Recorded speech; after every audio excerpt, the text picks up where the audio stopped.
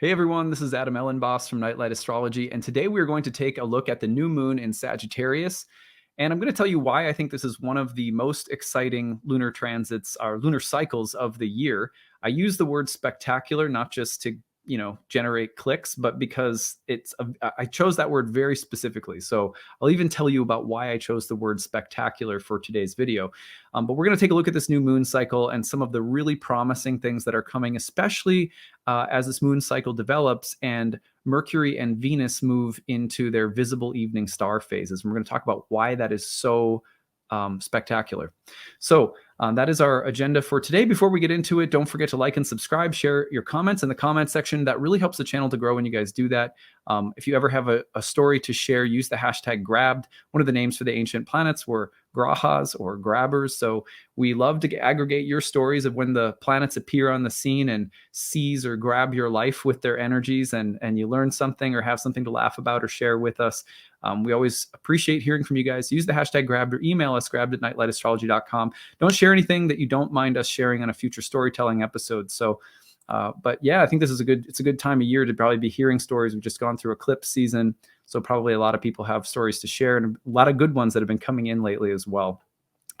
I'm also in the midst of promoting my Kickstarter program. As you know, we are trying to reach 1,608 backers by the new year. So I'm going to take you over to the Kickstarter page right now, and you'll see that we are 176 backers in. We need about 35 backers per day for the rest of the 40 days to meet our goal of 1,608 backers by January 1st. When you go over to this page, you can find the link in the description of this video or the comments section of this video. You'll see a little link that I leave. It says, click here to donate. When you go, you'll be taken to the Kickstarter page. And when you donate, you can also choose a reward. We've got a bunch of specific talks that I do that I'm not releasing anywhere else, like the Major Astrology of 2023 talk, or the year ahead horoscope reading, where I go through all of the major transits for your sun or rising sign for the next year. None of those things I release publicly on YouTube. They're just special thank you gifts for people who support this channel in the year ahead. There's a bunch of other talks for people who are students of astrology. You might find some of those lectures really interesting. I have some more, I have some horary reading packages that you can purchase that give you a really good discount on my horary readings. I also have year ahead mini readings where I look at your transit of the year for your birth chart. Those are limited, so take advantage of those while they're still left. And then all of my classes. So I really encourage people who want to take one of my classes and you're like, I know I want to take it in the next year or two, pick it up during the Kickstarter, because you're going to get over 50% off on the class. And that's even $500 cheaper than the early bird rate for my programs. So it's the major savings, and I put it on sale specifically to help raise support for the channel and try to give something of benefit back to people who donate at this time. So you can get the masterclass, Roots and Spheres. You can take my year 1 or year 2 programs. You can take my Readings and Passages program or my horary class, or you can bundle them together. You can take all 4 of them. And the more of the programs that you bundle together, and you can use or redeem those at any time you like. You don't have to, you're not forced to take them at any particular time. They're just like, like your ticket that you can be redeemed whenever you want to take one of my classes.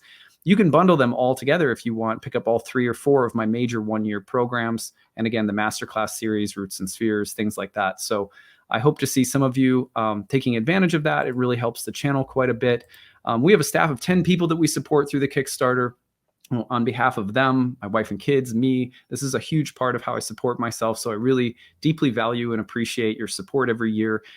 We had a great year this year because of last year's support. This year, our major goal is to build a donation-based reading clinic, which means that I can empower my graduates to read for people and earn some money for themselves, while people out there can get affordable reading. So I've always offered tuition assistance for all of my programs. I want to mirror that with readings so that people who are of different income levels can still have access to really high quality astrological service. So that's the goal for the year ahead. You are directly supporting the creation of a more equitable reading system that my school and my graduates will be offering. which I think is, it's a main mission in my life as an astrologer, is to make astrology super accessible for people. And in my experience, that works when people like you guys support this free content that I publish, and also help me build other things that can support the great diversity of people out there and the needs that they have for different price points. So much love and thanks to everyone. Thanks for letting me plug it, and pitch in if you're able to. Again, find the link in the description of this video or the comments section. Okay, well, I want to tell you, first of all, before we get into this new moon, I want to tell you why I use the word spectacular.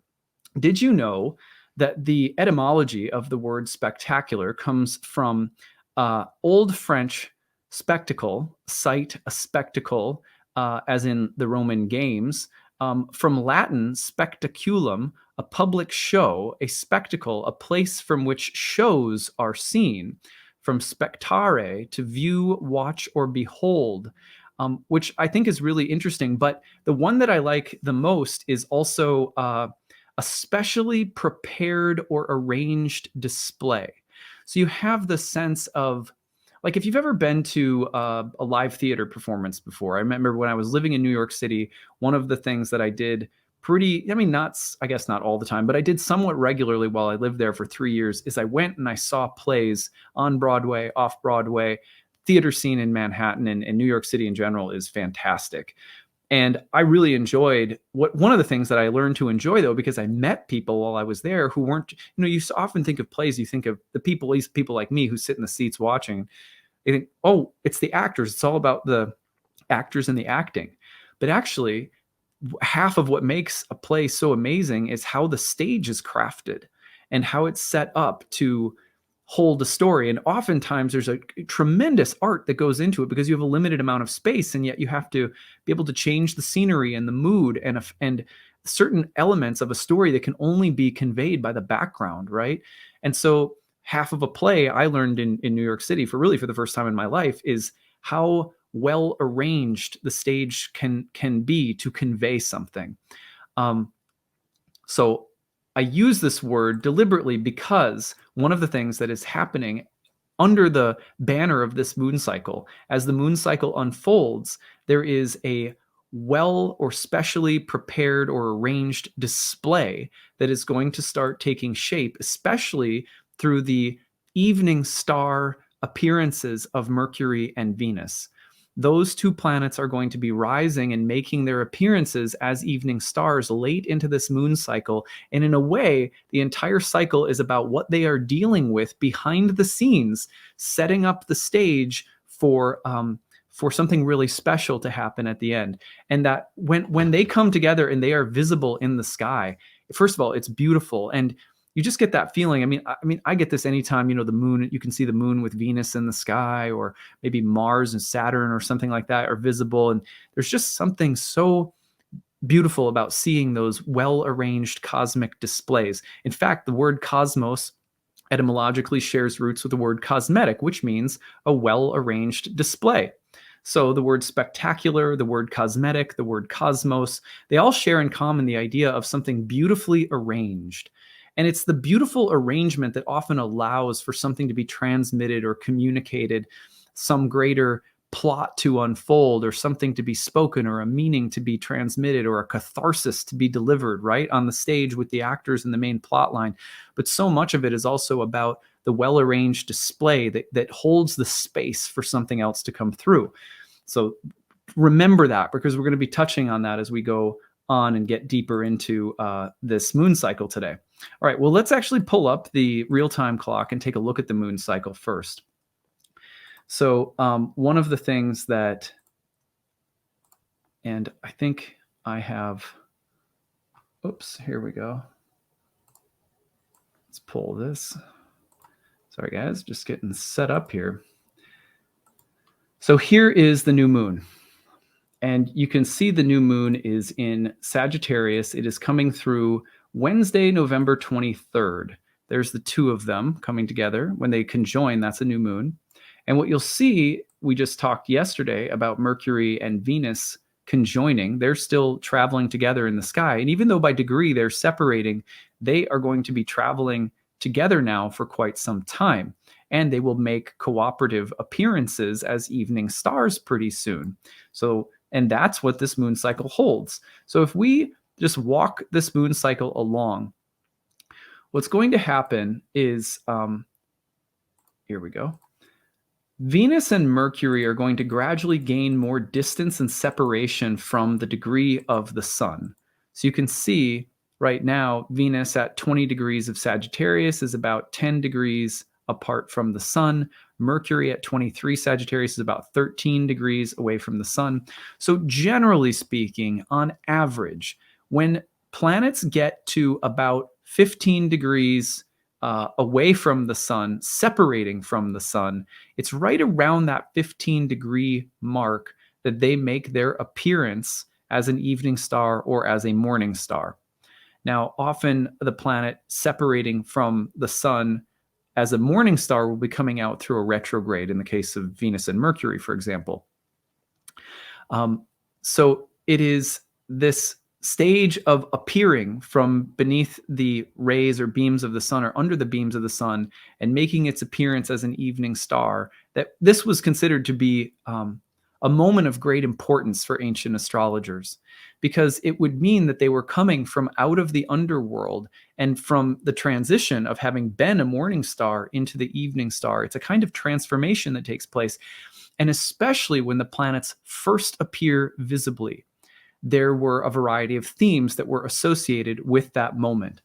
So we're going to talk about those themes, and then we're going to talk about why this particular set of appearances from Mercury and Venus are such a big deal, because it's not just any old evening star appearance, which, you know, it doesn't happen like every day or anything, but this one is special. So why is it special? We'll get there in just a second. But first, let me just kind of show you what the cycle of Venus and Mercury look like a little bit more in depth.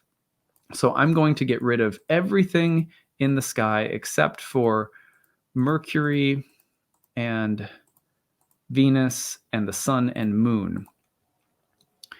Now, what I want to show you is what the cycle looks like. So we unpacked the cycle of Jupiter last week. Today, we're going to take just a little bit of a look at the cycle of Mercury and Venus. These are things that we unpack in much greater depth and detail this year in my masterclass series, and also in my year 1 and year 2 programs, and learning how to read their meanings and natal charts, by the way. So let's go all the way back to Venus's conjunction with the sun. So at this point, by the way, we're going to put the nodes of the moon in because we need to illustrate one more point that I almost forgot about. Here we go. So look at here this is a conjunction between Venus and the sun. Venus conjoins the sun because Venus moves faster. So it's always Venus that's sort of doing the conjoining. But watch what happens. You'll notice that it is a dark moon. The moon is coming to conjoin the sun, and the Venus and sun are cazimi.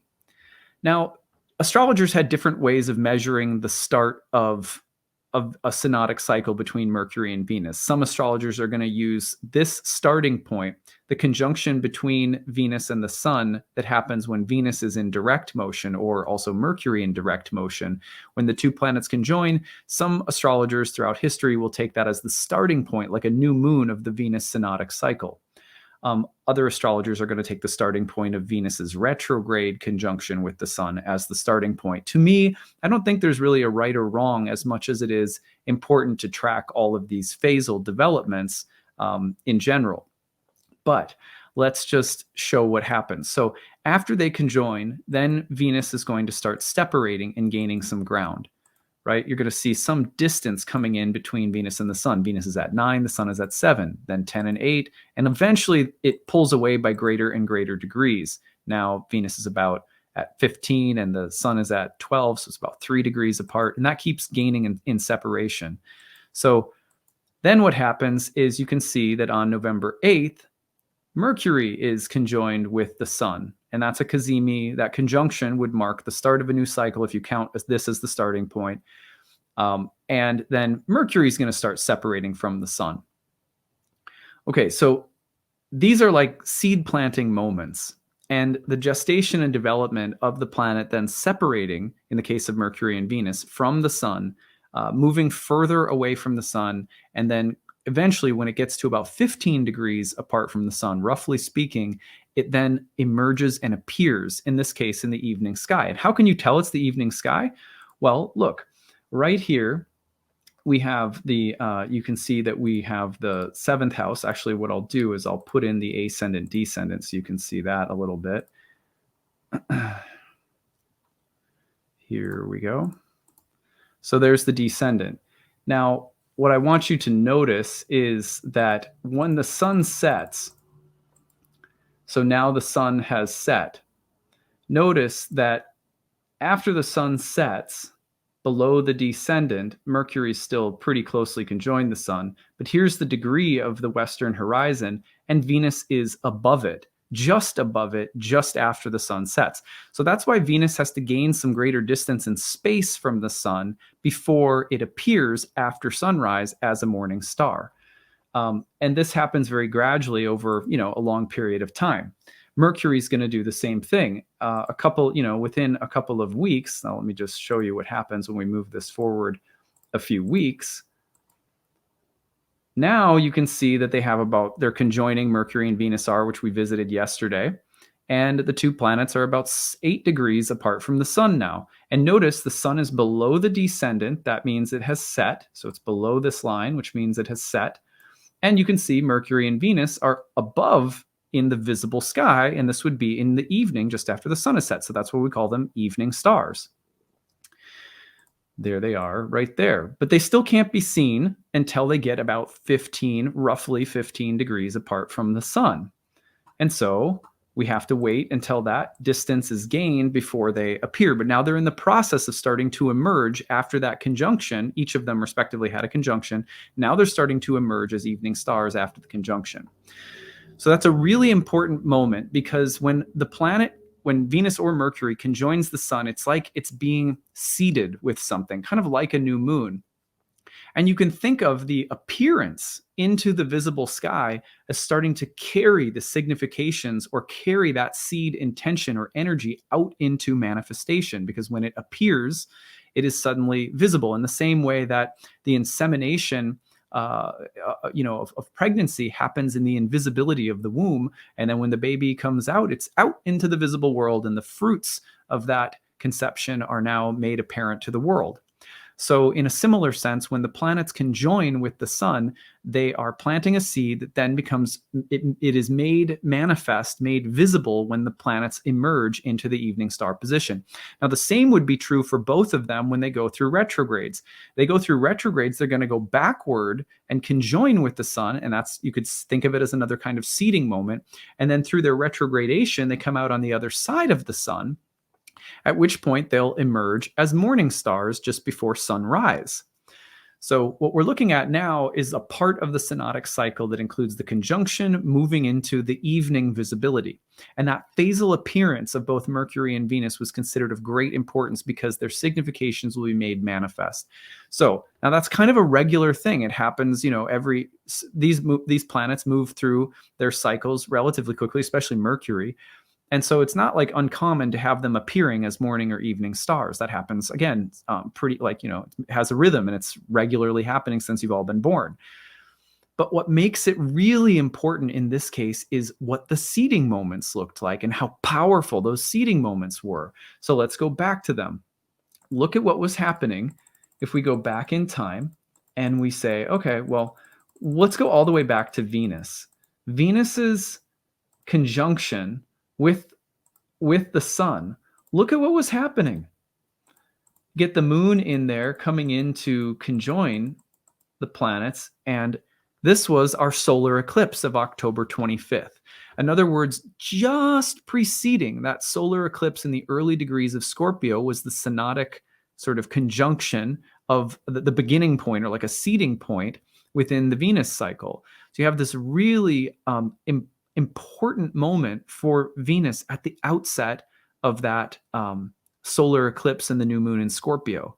So why is that important? Because Venus is carrying the manifestation of the eclipse cycle from invisible to visible. So when Venus becomes visible, the eclipse stuff becomes visible. Does it make sense?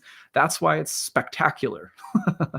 It's spectacular because it is a very well arranged sequence of events between Venus at the heart of the sun, right as a solar eclipse is coming through, and then carrying that into visibility later on in this moon cycle, which starts in Sagittarius. Now, Mercury does the exact same thing. Check this out.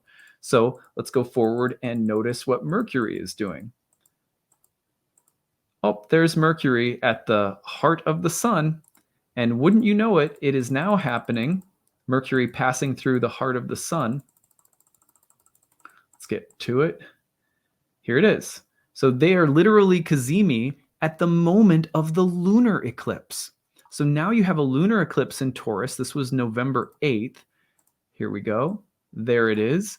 And that lunar eclipse was perfectly opposed, as it always, as a full moon always is, to the sun, while Mercury was at the heart of the sun. So what does that mean? That means that the energy of both of our last eclipses were embedded, imprinted onto Mercury and Venus. And isn't it interesting that they will then carry the invisible imprint of those eclipses into visible manifestation as they emerge into the evening star positions? So now you get why this is spectacular. This is like a well-arranged display. Look at this. So if we go forward to the next new moon cycle, here it is. So we have this coming through Wednesday, November 23rd. Let me get the hours right here. So here they are coming together.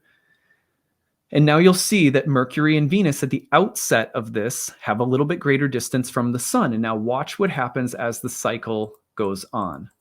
As the cycle goes on, those planets are going to draw farther apart.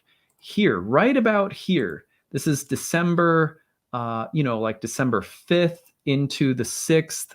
Maybe if we just back this up just a little bit, probably like right here, December 3rd, 4th, 5th, 6th. Right in that early stage of December, you have Mercury appearing as the morning star. There it is. Mercury is the morning star. Now, what does that do? That carries the visible manifestation of one of our last two eclipses into it carries the imprint, of the one of the last two eclipses into visible manifestation. That does not happen very often. Like that is very specific. Right now, let's look at what's going to happen with Venus. Now you'll see the moon cycle is coming through here. What's interesting is that appearance of Mercury in early December happens as we get a full moon in Mercury's sign. Okay, so again, being made manifest, being made visible, not just by virtue of appearing as the morning star, but by virtue of the lunar eclipse happening while Mercury was cazimi. So the seeding pulling that now into manifestation. Okay, but Venus is going to do the same thing. If we move forward in the cycle a little bit more, you'll see that as the cycle goes on, here, right about here, we're getting, you can see now Venus is about 14 degrees away from the sun. This is about December 15th. Now, last quarter moon is coming about in Venus's sign. Not last quarter moon. The disseminating moon, which comes between the last quarter and the new moon, as is happening as Venus makes her appearance in the morning sky, and the moon is going through Libra. I think that's fascinating that the moon is going to be in the signs of these two planets as they are making their appearance. Disseminating moon can really be anything, by the way, from the full moon sort of all the way down. So this would be, like a waning crescent, really, from last quarter all the way down to new moon. So kind of correct myself there. So here is Venus right about 15 degrees away from the sun. And this is, maybe more like, let's just call it December 15th all the way through about the winter solstice. It is fantastic that these two planets are coming into the visible evening sky together, like and what they're carrying is so much more powerful than just any old normal appearance of Venus and Mercury in the night sky. Plus, they're coming together. And remember, this new moon in Sagittarius is being toned by the conjunction of Mercury and Venus cooperatively, which we talked about yesterday. So I hope that leaves an impression on you as much as it leaves an impression on me. Now comes the practical piece where we say, okay, we've understood the astrology, or maybe if that's been the first time that you had the Mercury and Venus cycles, explained at all, it takes a little time. So, don't feel like if you didn't get that right away, I feel like, it really took me a while to integrate some of the synodic cycles into the way that I see charts. And like, if that's your first time, just let it kind of wash over you and be like, okay, heard it for the first time. Later, I'll pick that up more. But if you're able to follow it enough and just carrying the understanding that the month of December and this moon cycle ahead brings the visible manifestations of the eclipses out, that is plenty. But then we have to say, well, what should we watch for? So I have 5 themes to watch for, given that these planets are appearing. And it's rooted in the eclipses, but it would be way too complex to try to map out, what exactly that might mean from each eclipse and we'd have to go through horoscopes. It's really, unless I'm looking at a specific birth chart, it's really going to be very different for each individual. So 5 general themes to watch for that I think these are safe bets. So you should be able to see one of these things appearing from early December through like the winter solstice. The first one is an announcement. Now, the announcement might come from someone you know, or someone you love, or someone you work with, or your boss or a company, or someone that, has an impact on your life, or it could come from you. But it's basically saying, here's this thing that I've been working with or thinking about or dealing with, and now I'm going to tell you about it. So it's like news, a piece of news, a letter from someone, an announcement being made, a shift or change that you're making visible or public somehow. And it's probably something that you've been sitting with and working on for quite some time, because remember, eclipses they're part of long, long cycles. But since the eclipses, maybe you've also been figuring out how to say something or how to announce something or how to make a change visible to other people. So an announcement. Now, this would happen again between early December and late December, roughly the winter solstice. Number 2 would be a decision. So the decision is similar to an announcement, but it doesn't necessarily have to be made public or announced. It can just be, oh, now I know what I want. I know what I need to do. So a clear sense of what you want to choose, or a decision being made. And that could go along with an announcement, but I want to make it clear that for many people, this won't be a public thing. It'll be very internal. It'll be psychological. It'll be a realization or a shift that you'll feel, and you'll just be like, oh, that's clear. Usually, though, as evening stars, the evening stars are more yin in nature, which generally means that this shift or decision or choice you're making, maybe it's not being announced, maybe it's just happening internally, but that shift or choice that you're making is probably one that has a social reality behind it or alongside of it, which, because the yin tends to be more relational in nature, evening stars are part of a congregation of lights in the sky. So they imply a sort of social reality that morning stars do not. Morning stars stand out, like the sun stands out and drowns out all other light. The morning stars have much more of an individual or an individualistic nature to them. They're more yang-like. And so a morning star decision is usually one that sets you apart or makes you select or unique or different from others in some way, not in a bad way, too. It could be a very good way. But this is more probably of a socially conditioned shift, which means it has to do with how you show up in relationships, or how you show up at work, or how you dress, or how you speak, or how you think relative to other people or places you belong to, or something like that. So it has a little bit more of like a feminine social connotation to it. But that could be any social arena in your life, really. The larger field that you work in or something like that. Again, this could be something that is also announced, but doesn't have to be. Number 3 would be a shift of philosophy, a strategy of approach, or of aesthetic. So the way something appears, very Venus. So literally changing the aesthetic or changing some Venusian dimension of something. That could be something as simple as like, I'm going to, redecorate my living room or something like that. And probably not just for Christmas, like, like if you celebrate. So it's probably not just like a holiday type. This would be like, I'm changing an aesthetic, because it comes from these eclipses. So the likelihood is that if Venus is changing the appearance of something, it's going to be a little bit more dramatic. The approach, okay, so the approach or strategy, like if you're in marketing or sales, there could be something that represents both a rational strategical approach as well as a market-driven advertising approach, where the images or the way that you try to make your product like pleasing or attractive to people or something like that could change, if you understand what I'm saying. So strategy or approach to business, or even strategy or approach to parenting or your love life, or like anything. But you will feel it as a shift and something that you need to implement or put into play, probably where it is visible in some social dynamic of your life, like parenting or whatever. Or if it's just internal, this shift of philosophy, strategy, approach, or aesthetic would lead to you making some kind of visible changes to your attitude or even your dress or something like that. Number 4 would be a new or different appearance altogether. And I think this one is it's a little bit related to a new aesthetic, but let's just say that someone or something new appears.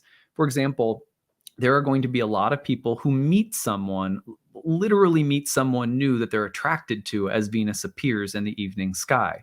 And so a new appearance could be a new person, a new job, a new subject, anything new that appears, but you'll know it because it will attract your mind, or it will be attractive to you in a Venusian way. Oh, that's pleasing. That's lovely. I'm attracted to that. So something new appearing that grabs your attention or holds you sort of in its seductive, it's got you, so it's like, watch for that. And then number 5, new or different relationships or agreements. Now, I mentioned that like someone could appear like someone you fall in love with, but also with Mercury and Venus, you're talking about new collaborations in business with new people, people that you want to work with, or people that are going to promote you and you're going to promote them. Any kind of new or blossoming relationship that has a kind of mutually beneficial. So there's like a new contracts, or even like working out a lease, or like subleasing one of the rooms of your house to someone or something like that. So new or different relationships, or like contractual agreements or collaborations. To me, these 5 themes are the ones to watch for. Let's run through them quickly again. An announcement, a decision, a shift of philosophy, strategy, approach, or aesthetic, a new appearance, or maybe someone changing appearance somehow, including yourself, and then new or different relationships, contracts, agreements, or collaborations. Let us revisit the etymology of the word spectacular. So from the Latin, specially prepared or arranged display, a sight, a spectacle, as in the Roman games, a public show, place from which shows are seen, to view, to watch, to behold, to look at. This is going to be this is going to be a spectacular moon cycle, because when do you ever see these 2 planets appearing as evening stars within the context of one moon cycle, while their conjunctions with the sun, most recently, their seeding moments, both happened exactly at the time of the most recent eclipses? Fantastic. There are some things that are going to come through that I think, and the nice thing about it is that like Venus and Mercury together are charming, just charming and very attractive and very interesting. So I'm excited. I feel like it could like here's what I'm expecting on like just a super mundane level. Someone's going to announce that a show is coming out that everyone gets excited about, or and I say Game of Thrones, probably a lot of people hated that show, and I don't blame you if you did. It was pretty gory. But a show that like captures the imagination of lots of people, or the remake of a movie that everyone's like, "Oh my god, they're remaking that." Let's like can you imagine? I don't know if they should ever like remake The Goonies. But you can imagine if a movie like that where it's the reappearance or the adjustment of an appearance, like the remake of something, and it just suddenly it's being announced or something, and it grabs everyone's attention. It's something to look at, to behold, and it comes out of this deep place from the eclipses. It's something that has history behind it. So that's why I thought of the example of a remade movie or TV series of some kind that would like grab everyone's attention. It would sort of be announced, or you'd see like the teaser previews would basically like come out as these two planets get visible. But that's just one of like a million examples you could probably come up with. So I would love to hear your stories on this one and see what you guys have to say as this unfolds. I think we'll probably revisit this in December and just remind ourselves, hey, here come Venus and Mercury making their appearances. These aren't just any appearances. So I didn't see it. Like I do my research for the year ahead, like now. So like I have all of the transits I'm going to talk about for the next year on my channel mapped out. For some reason, I just completely missed this until very recently that I realized that their evening star appearances were coming off from eclipses, conjunctions with the sun that happened at eclipses. I was like, wow, I've never seen that before. So yeah, it'll be fun to check it out together. Thank you everybody so much for supporting me and this channel and our staff. I wouldn't be here living a life, supporting a family, doing something that I love for a living, literally, if it weren't for 9 straight years of making content year round and asking for people who appreciate it to pitch in and then receiving your support. So it's very humbling every year to think, okay, I've got to do this for another year. And I pray that I'm supported in doing it. And then, show up and ask you guys to pitch in if you're able to. If you are able to, it really helps. It helps for a lot of people who watch this channel and receive this content who may not be able to donate. Your prayers are always appreciated if you can't, pitch in a few bucks.